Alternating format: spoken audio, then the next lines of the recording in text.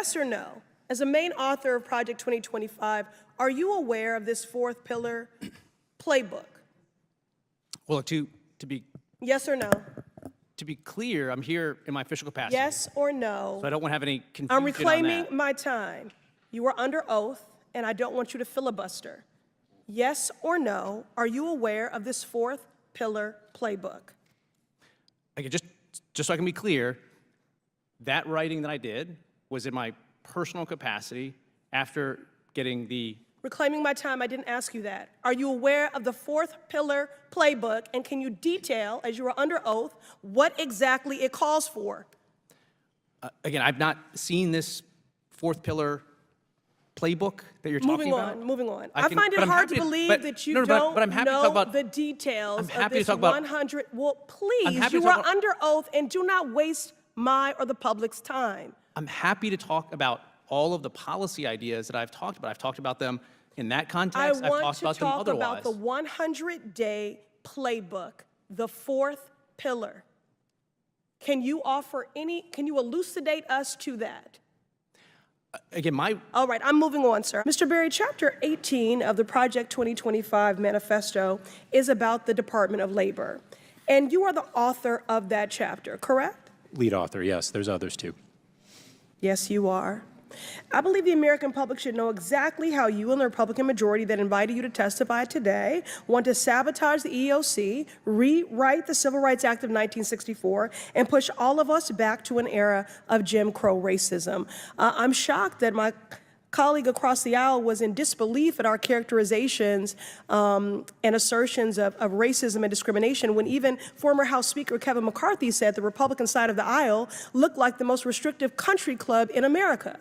We all know that Make America Great Again is about making America white only again. There is not one woman on this panel, and I almost walked out just on the strength of that. But the only reason why I didn't is because that is a systemic issue here in Congress and often for people who come before this committee. And if you don't have one woman in a position of leadership and authority that should be there, then that is also a problem. But again, women, hundreds of women, the report detailed hundreds of women who experienced harassment with no recourse. For over a decade, the FDIC, under your leadership and your predecessors, ignored them. Chair Gruenberg, in November, in fact, not that long ago, you stated that the FDIC already has, quote, appropriate policies and procedures in place, unquote. Do you now agree, and this is a yes or no question, I'm serious, do you now agree that the policies and procedures in place have been a cataclysmic failure and an affront to the many women who have been harassed, pushed out of the FDIC, and forced to change their career goals and life trajectory? They have failed, yes, Congresswoman. DEI is a huge step backwards for our country. It has taken generations, not to mention a civil war, a civil rights movement, to move past a stain on our nation's history. But we have made tremendous progress. But to codify discrimination in an effort to remove discrimination is a woeful initiative and would undo generations of progress we have made as a nation on this. Every tear, every drop of blood, the sweat of our founders, our forefathers that have fallen would be in vain for us to continue and to reverse the path that we have. We are debating legislation that denies the sky is blue, water is wet, and racism is real. The major provision of the bill says to ban anything that acknowledges racism. And a few pages later in the exact same bill, there are multiple provisions discussing the presence of racism. This Republican approach is as predictable as it is nonsensical. On one hand, they're saying that racism does not exist. On the other hand, they are saying there is rampant reverse racism. Well, how do you reverse something that never existed in the first place? Riddle me that. While this Republican policy may have a new name, it's the same old tired game. Look, y'all are entitled to your opinions, but not a denial of the facts. Colleagues across the aisle have waged an all-out war on diversity, equity, and inclusion.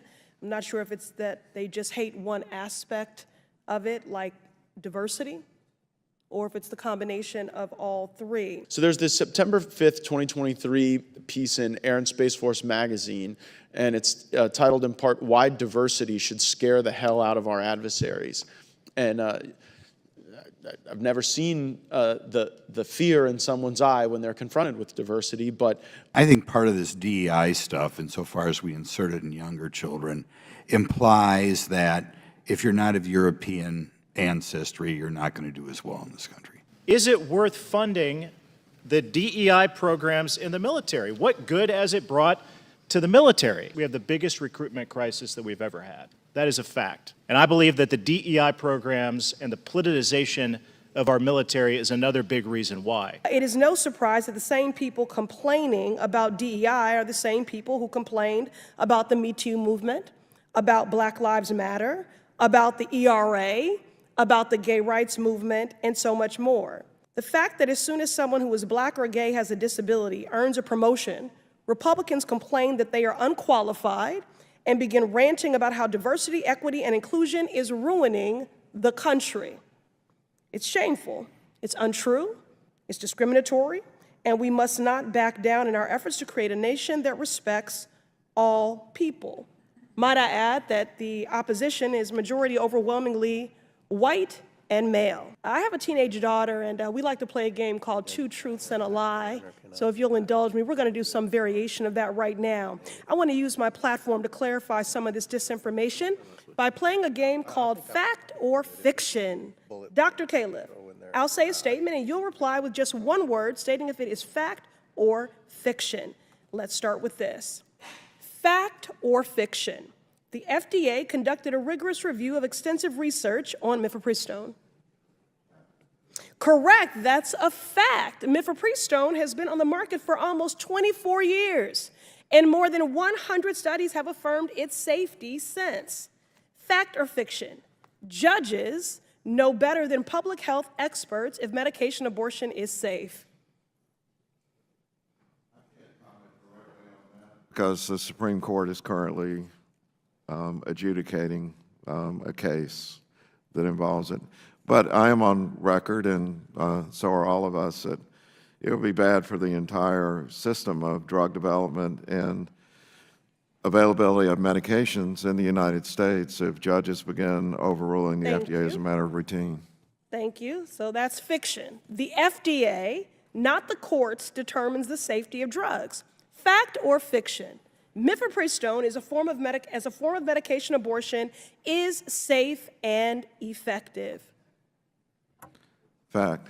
Correct, that's fact. Research shows that less than 1% of patients experience serious side effects, posing fewer risks even than Advil or Tylenol. The facts are adding up. Mifepristone is a safe, effective, and routine form of health care that remains necessary and legal across the nation. Now, this may be a game for today's hearing, but unlike Republicans, I have no interest in playing games with people's lives. And this is gravely serious. For many, especially Black women, pregnancy and childbirth can be life-threatening. One of my constituents, a mother, shared her story of how she was forced to go through a step therapy to treat her neurological condition and saw her condition worsen as a result, to the point where she spent a year relearning how to walk. And her story is no anomaly.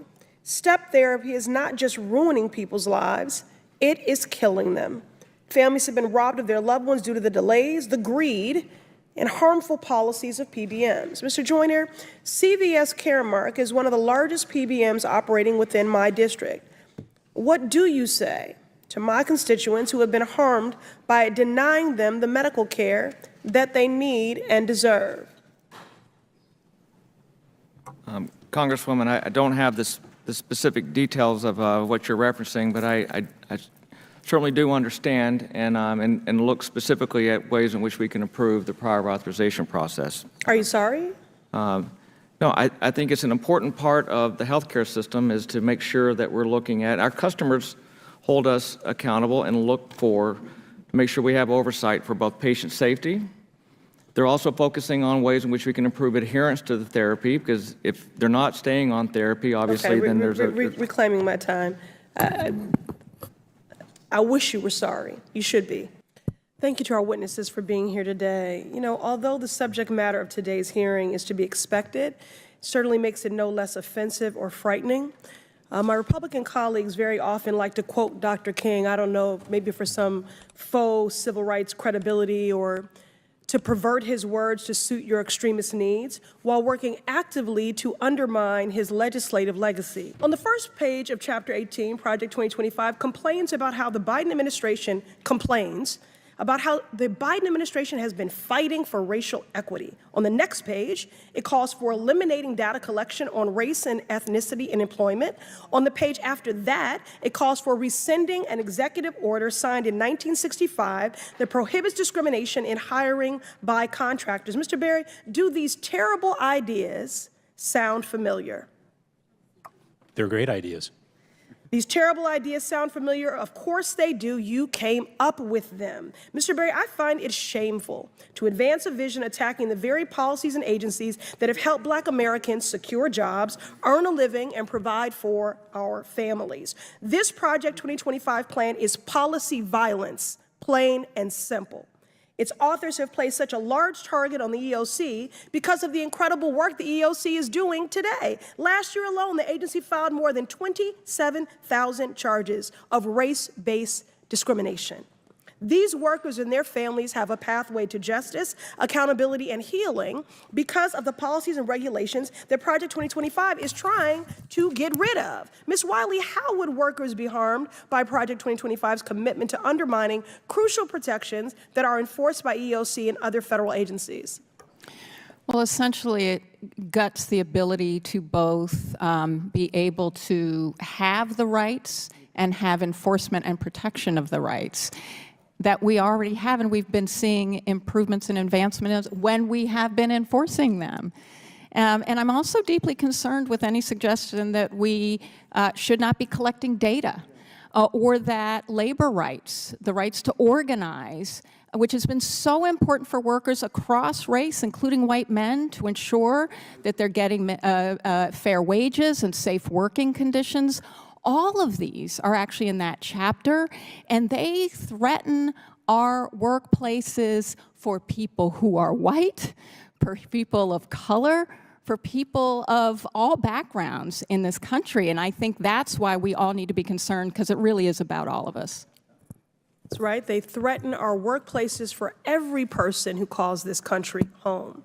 EOC offers essential protections that create workplaces where all of us can thrive, but Project 2025 aspires to be the realization of a decades-long crusade by Republicans to strip away this key pillar of the Civil Rights Act. As a founding member of the Stop Project 2025 Task Force, I look forward to showing and telling the American people exactly who you are, Mr. Berry, along with your extremist friends. I urge my colleagues to join me in building the inclusive world we know to be possible, one in which everyone, is there something funny? No. I didn't think so. Nothing funny about this. And in honor of my departed mother and for my 15-year-old daughter, I will do everything possible to stop you from building the world that you were hell-bent on doing.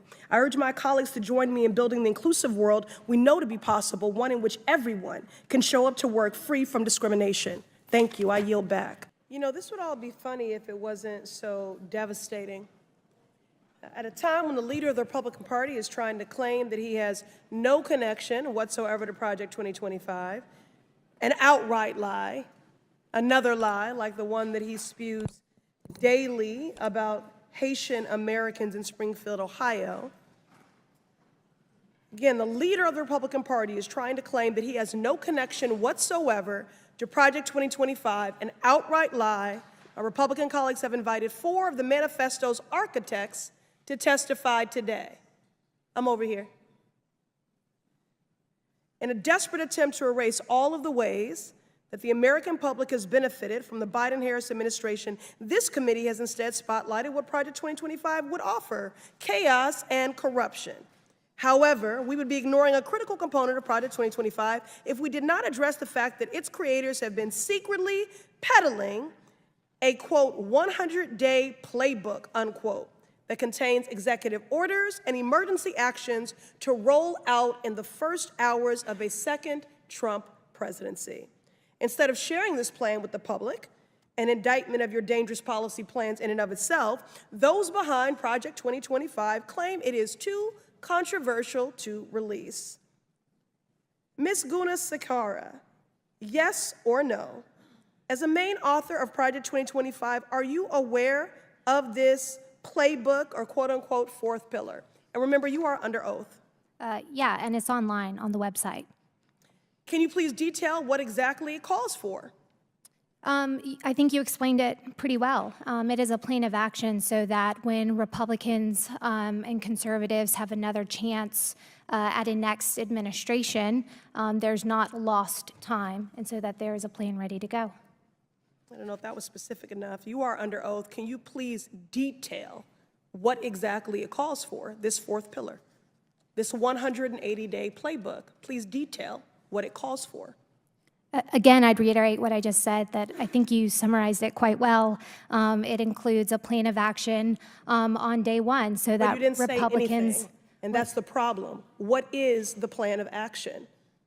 It's to institute a more conservative vision on things that the American people want because they're experiencing all of these hardships caused by the chaos and corruption of the Biden-Harris administration. Reclaiming my time. I find it hard to believe that you don't know details of the 100-day playbook, but there's one person that definitely knows, Kevin Roberts, the president of the Heritage Foundation, and that is why as co-founder of the Stop Project 2025 Task Force, alongside Representative Jared Huffman and dozens of our colleagues, we sent a letter to Mr. Roberts requesting he testify before Congress and release this 180-day playbook. We sent this letter on August 8th. The next day, he delayed his book launch, went into hiding. Kevin Roberts, what are you so afraid of? I am disappointed but unsurprised that the authors and leaders of Project 2025 are hiding their 180-day playbook. So today, Congressman Huffman and I are announcing a new, fully confidential tip line. Any person can visit huffman.house.gov/tip-line-form to submit any information you have about the secret playbook behind Project 2025. That goes for conservatives with a change of heart, workers at the Heritage Foundation, and our witnesses here today, who will perhaps find more courage when the cameras are off. I yield. This Republican majority has demonstrated it's out of touch with the priorities of everyday people and has focused its effort on passing legislation and budgets to undermine DEI and entrench systemic discrimination against people of color, folks with disabilities, and other marginalized groups. Republicans sought to defund the Office of Civil Rights in the Department of Education, which is essential to confronting the rise in anti-Semitism and Islamophobia impacting our students. Republicans voted to stop the hiring of DEI personnel in the military, despite evidence that it will improve military readiness. And Republicans consistently use harmful rhetoric at every opportunity to undermine the talent, knowledge, skills, and the training of professionals in every sector where DEI initiatives exist. And they often pervert, mischaracterize, and weaponize the words of Dr. Martin Luther King Jr., despite the fact that his surviving children have repeatedly asked them to cease and desist from doing so. Now, President Biden signed a historic executive order on his first day in office to take a whole-of-government approach that embodies equity in the administration's work to ensure all people benefit, not just the wealthy and well-connected. Mr. Miller, the Office of Management and Budget plays an outsized role in implementing and overseeing the executive orders on equity. Can you explain why equity is an important part of performance goals for agencies? Thank you, Congresswoman. And there was a phrase that you used that is central to explaining it, is that government should work for all Americans. So one example of something that we are doing is around accessibility associated with government services. We have many government digital websites and services where it's hard for some people, including disabled individuals, to access those government services, and we're working to improve that. Our services aren't working if they're not serving all of America. Very good. I agree. What is an example of how President Biden's executive order on equity has helped folks across the country? Well, one of the things that we have done is to broaden and discussed in this hearing the way in which we are utilizing federal financial assistance to reach more broadly into communities, to improve performance of the dollars, to make sure that community-based organizations that might otherwise not have applied for federal funds are able to access those funds and better deliver because they are closer to those in their community. That means better results, that means more efficiency, and frankly, that means less waste on useless overhead. Thank you. The executive order, this is truly a first of its kind. I'm proud to partner with Ranking Member Raskin on legislation to codify key aspects into law so that they will exist in perpetuity. The truth is that America needs DEI to disrupt systems of oppression that are active in every facet of our society. DEI initiatives are how we combat white supremacy, anti-Semitism, ableism, sexism, transphobia, and more. In the face of this opposition, I applaud those who are committed to doing this work, from college presidents, corporate executives, to community organizers and academic researchers, and to those who are against DEI. I would love to know really what you are so afraid of. What are you so threatened by? Thank you. I yield. Thank you, Commissioner, for joining us today. First, let me just also acknowledge and thank you for your responsiveness and your swift action on my outreach to you regarding formaldehyde and chemical hair relaxers, also the shortage of children's Tylenol and Motrin. Personally, as someone living with alopecia totalis, I also appreciate your efforts in that regard. And finally, for the purposes of my question line today, reproductive justice. Dr. Califf, last year the FDA took pivotal steps to protect medication abortion access, including by allowing abortion pills to be prescribed by telehealth and distributed by retail pharmacies. Medication abortions accounted for 63% of all abortions performed in the United States last year. If mifepristone is pulled from the market, access to routine medical care would be jeopardized for people across the country. As part of their draconian, unpopular goal for a national abortion ban, let's call it what that is, forced birth, which for many will result in forced death, Republicans continue to try to block access to medications like mifepristone by spreading baseless conspiracy theories. The fake news is rampant.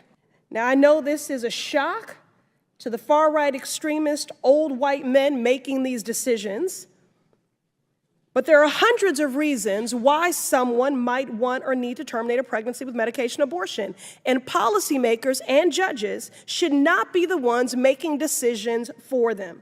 If Republicans and anti-abortion extremists have their way, access to mifepristone will be cut in every state, blue or red, even in my district, the Massachusetts 7th, where abortion care is legally protected. Since I've been elected to Congress, I've been proud to lead the Abortion Rights and Access Task Force under our pro-choice caucus, fighting alongside my colleagues for mifepristone access. I'll continue to fight to affirm abortion care as the fundamental human right that it is, and I urge my colleagues to do the same. Thank you, and I yield. DEI initiatives destroy morale, decrease recruitment, and potentially violate federal law. These initiatives spread divisive and exclusive ideologies in our federal government workplaces, and taxpayers are left footing the bill. For these reasons, I support the Dismantle DEI Act. H.R. 8706 aims to repeal the federal DEI programs across the federal government. I'm an original co-sponsor of this bill, and I've noted some of the comments here, and I believe we should take a step back and ask ourselves, you know, what do we seek in our republic regarding individual rights, liberties, and freedoms? I mean, do you believe in those core tenets of our republic or not? We have an opportunity before us with this bill to push back against it. The ranking member mentioned a sweeping attack. Yes, this is what we have suffered. We have suffered as a nation, a sweeping attack against equality. That's exactly what we're fighting against. Another colleague mentioned oppression and degradation. It's exactly what we're pushing back against. This is a bill that eliminates government-sponsored oppression of individual rights, liberties, and freedoms in the land of the free. Freedom of opportunity, not result. Our founding documents talked about having a nation where we recognize that all people were created equal. Martin Luther King talked about that being a promissory note because, as we know, that had not always been the case and has not always been the case in our country. And it took too long and has taken too long for us to get where we need to go. But he also said that we shouldn't use the results of segregation, and I think we could also say discrimination, as the justification for future segregation or discrimination. That's what this bill seeks to do. It seeks to reverse some of the policies that have, instead of looked at merit or qualifications or the like, and institute a policy where you are hired on those things instead of where the first thing we look at is factors about our character, our personality, our skin color, our sex, whatever the case is in qualifications for a job. And I'll just point out, you know, there's many of these examples, but the Air Force's Diversity and Inclusion Resource Book has recommendations for unconscious bias, race-specific learning, cognitive diversity teaming, general diversity and inclusion and belonging, and it includes a book title called White Rage. This is the kind of things that are going. We should not discriminate at all in our government. This bill, titled the Dismantling DEI Act, is an utter disgrace. Having sat and read the text in preparation for today's markup, I have yet another example to tell my constituents about the unserious work of the Republican Party. Now, I'll work with anyone serious about progress who wants to center the people who call this country home. This isn't it. Do you all know your history? Do you know American history? The original Constitution counted enslaved individuals as 3/5 of a person. During World War II, the federal government forcibly relocated and incarcerated 110,000 Japanese Americans. The FHA practiced redlining in the 1930s and 60s to deny mortgages to Black Americans, which is why we have a racial wealth gap today. I could go on. The GI Bill, which is supposed to be race neutral, denied access to Black Americans, denying them equal access to education and housing benefits, which is why we do not have generational wealth. Don't talk to me about merit when those Black servicemen fought for our freedoms. And I'd also just like to take a personal note of privilege to say, please keep Dr. Martin Luther King Jr.'s name out of your mouths. Yes. Your perversion of his words and his mission when his children have asked you to stop invoking his name and perverting his work when he was a proud and unapologetic Black man fighting for equality for Black Americans and all marginalized people. So you all are entitled to your opinions, but not a denial of the facts. But I'm not surprised that you would deny American history. What I am, though, is committed. Committed to speaking truth to power, committed to standing up for marginalized communities and vulnerable people, committed to ensuring that everyone has equal opportunity to buy a house, to work a job, to pursue higher education, and to live in a society that is fair and just. A colleague across the aisle invoked the phrase of, we must do everything to stop government-sponsored oppression. Well, I've just enumerated numerous examples, which is exactly why we have legislation and an executive order to reverse this harm. And that is why I'm committed to opposing this bill and urge my colleagues to do the same. Gentlelady yields back.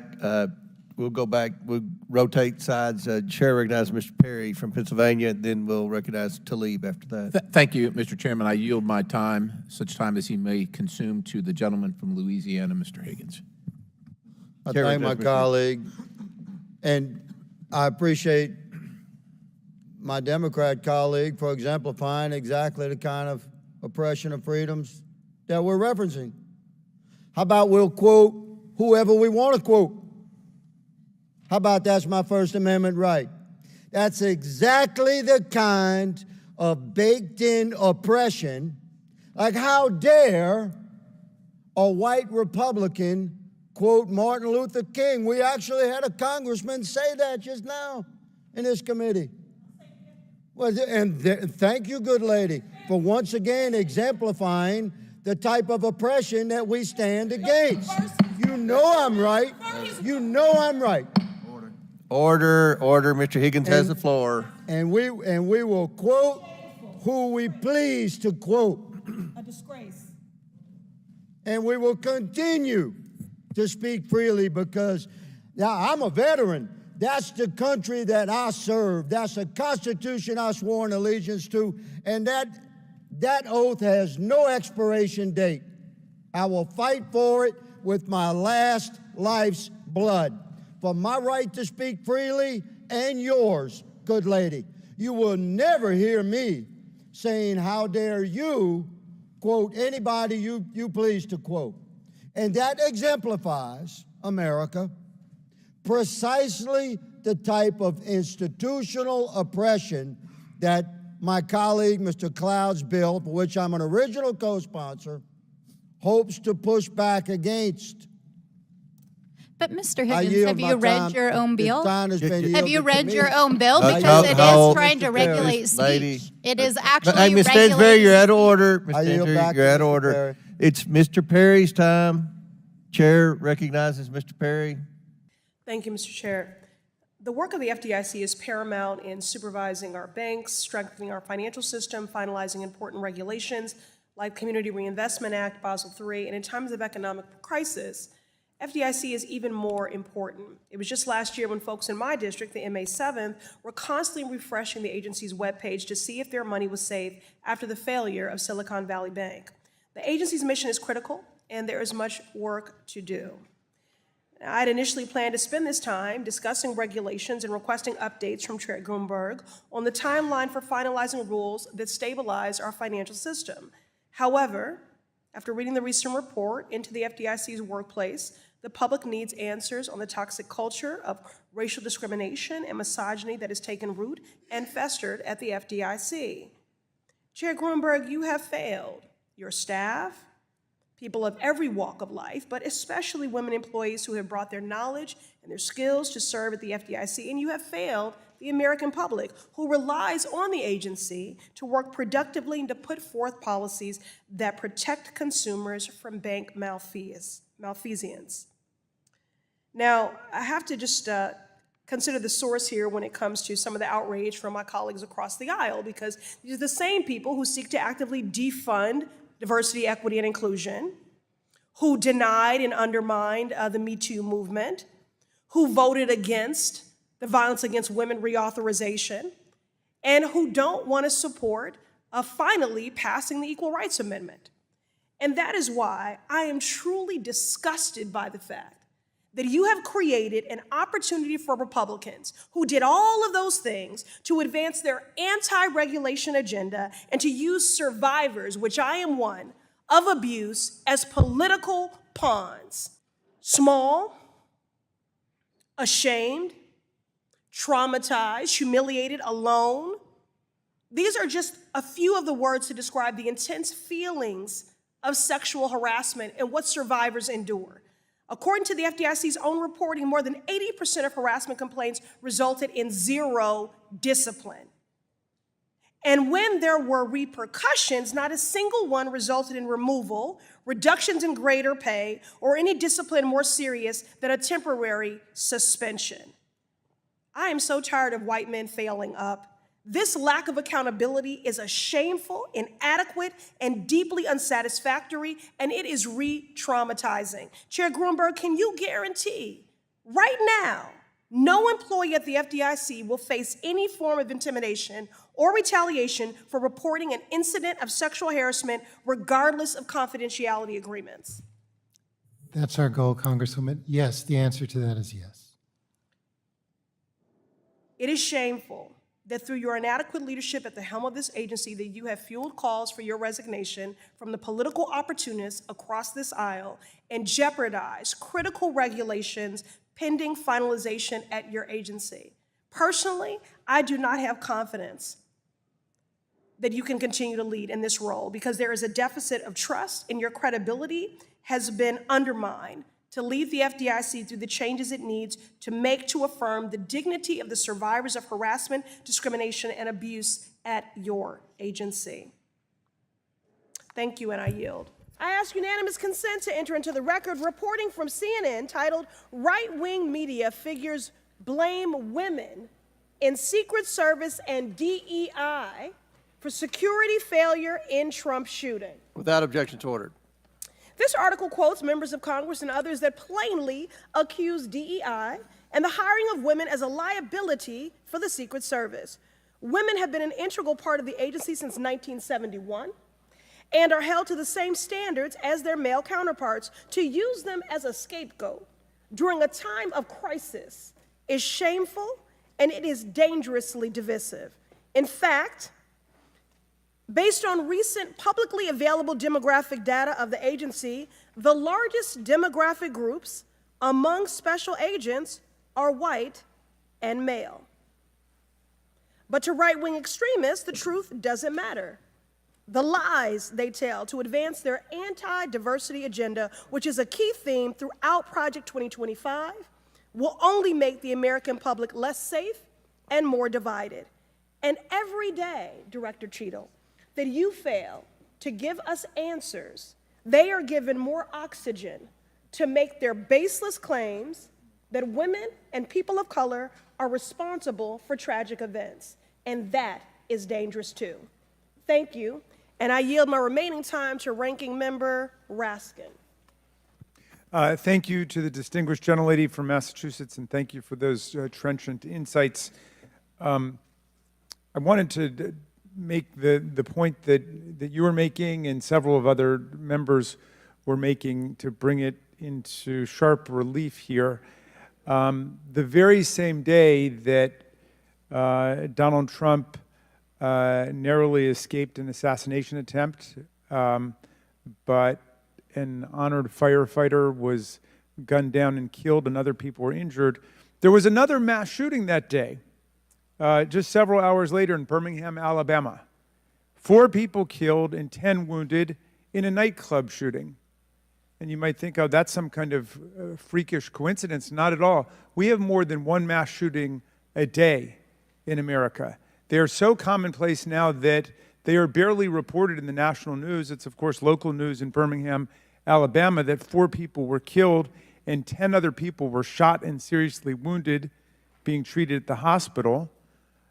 These things are a nightmare for the families of the victims who've been killed, for the families who have to take care of people who've been seriously injured and wounded. They are a major financial drain, publicly and privately, and yet we allow AR-15s to be purchased with abandon, promiscuously, all over the country. People can just go out and get an assault weapon. And the distinguished gentlelady from Michigan was right. We have a hearing when it affects the President of the United States, but on all the other days of the year, we don't have a hearing about it. And I think it is because of an honest disagreement we have about the Second Amendment. There are some people who think the Second Amendment means you've got the right to arm yourself with whatever weaponry you need to overthrow the government of the United States, and we reject that as a false interpretation of the Second Amendment and a false interpretation of the Constitution.